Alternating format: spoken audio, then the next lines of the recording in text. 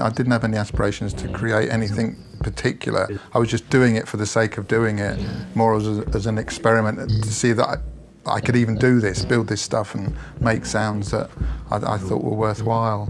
And then with some friends, I got together and decided to do a solo show based around these machines that I'd built and tape experiments, just to see what I could do in a live situation, sort of improvise. And that's how that came about. I had no musical training at all, and what I was doing was just literally just experiments with sounds, and I wasn't aiming to make any sort of musical sort of attempt at doing music or songs or anything like that.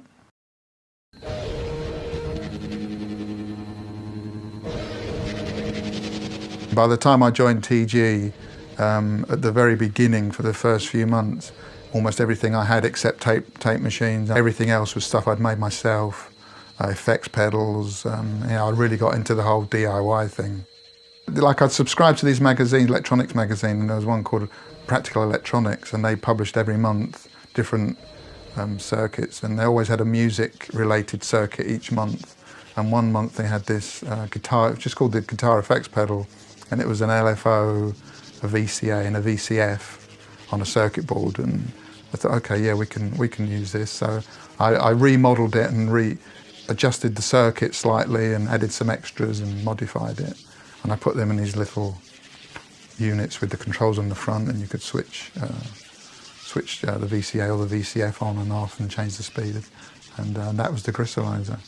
I mean, that whole modular thing, that followed through to all of us, because Jen had a little synth I'd made him, and he put that through different effects modules that I'd made, and Cozy the same. She had a load of effects pedals that I'd made her that she put a guitar through, and then I built Sleazy a little tape player unit, like a mini Mellotron that he put through his crystallizer.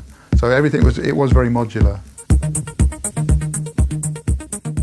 Throbbing Gristle has a very eclectic taste amongst the four of us. We were all into completely different things. The others weren't into prog rock or Tangerine Dream or even electronic music as such. On things like Hot on the Hills of Love, that had sequencers and drum machines in, it was just, me stamping my taste on those tracks. Why don't we try this? Because we'd always be trying out different ideas, different techniques, and none of us could really play anything. We were all making it up as we went along, so we thought, okay, why don't we try something in this style? So I'd switch all my sequencers on or drum machines, and we'd start jamming along with it, and then that song came out.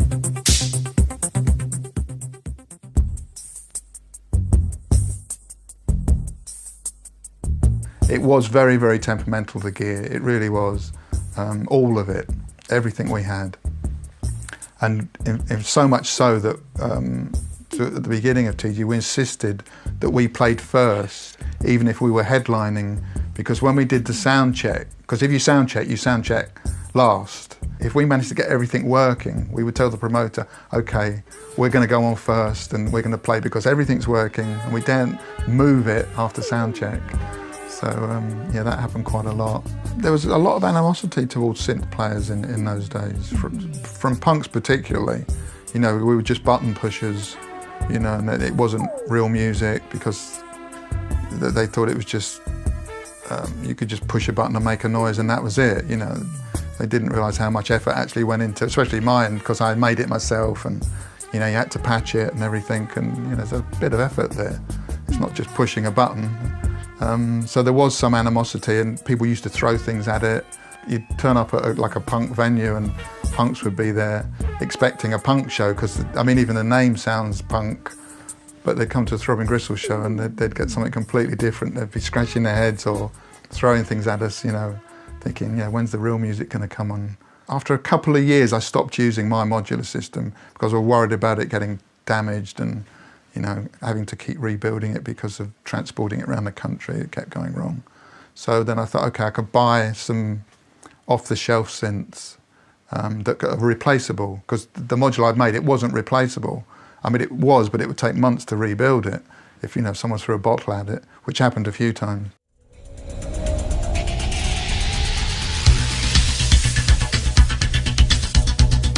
The end of Throbbing Gristle and Chris and Cozy sort of overlapped. We were in America doing the final 2 shows in San Francisco and Los Angeles when we decided to split up. Well, I decided to leave the band, and which made the band split up. And Cozy and I had been recording basic ideas for what, we had this idea of doing a duo post-TG. So we'd started recording some stuff at the Industrial Record Studio in Hackney before those 2 final shows in America. And then we recorded some stuff in America. And then we came back, TG split, and then we went straight in the studio. In fact, we were in the studio across the road from our publishers. We went to our TG publishers one day to sort of sign off on TG, that was finished. And then there was a studio across the road from that. And we went straight in that studio and started recording Chris and Cozy stuff. I bought some different keyboards, and I started building up my modular system from then. Bought another couple of racks for it.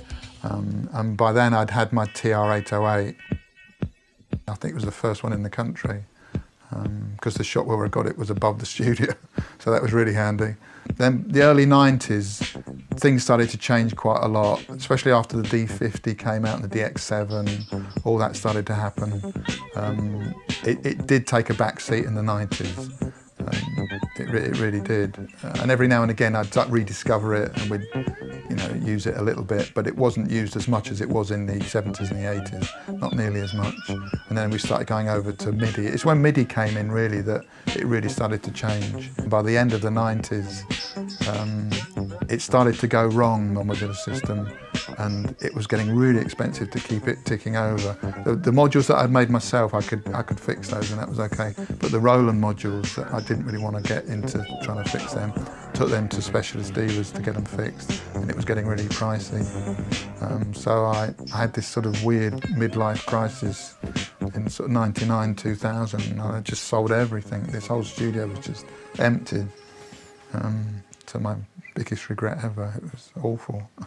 It was like, what the fuck did you do that for? Why?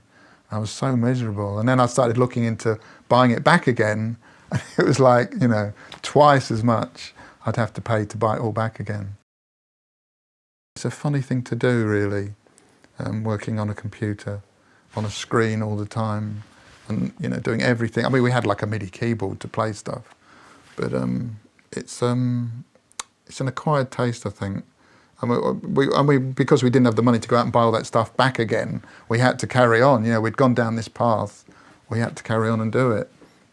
So you make the best of what you've got. So I went mad buying plugins, endlessly, and trying to recreate sounds that we had before. But no matter what people say, a plug-in Moog is not the same as a real Moog. It's definitely not.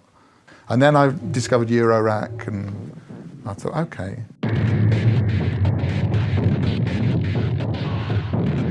This is like we used to work in TG, where we have effects pedals and drum machines and outboard that become part of the modular system. They in effect are modules for this, and it's all interconnected. And I don't care whether it's a module up there or a module down here, it's all, that's my modular system. I'm not a purist where it's all got to be just in one rack and I can only do this.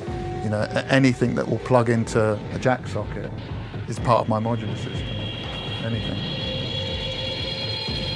The modules now are just stellar. I mean, the modules that you never even think of. It doesn't have to hark back to that old terminology, technology, any of that. And I'm not like an analog purist. I'm quite happy to use digital modules. You can have modules that sample and you can manipulate those sounds. You have oscillators that just aren't regular oscillators, they have wavetables and all that stuff.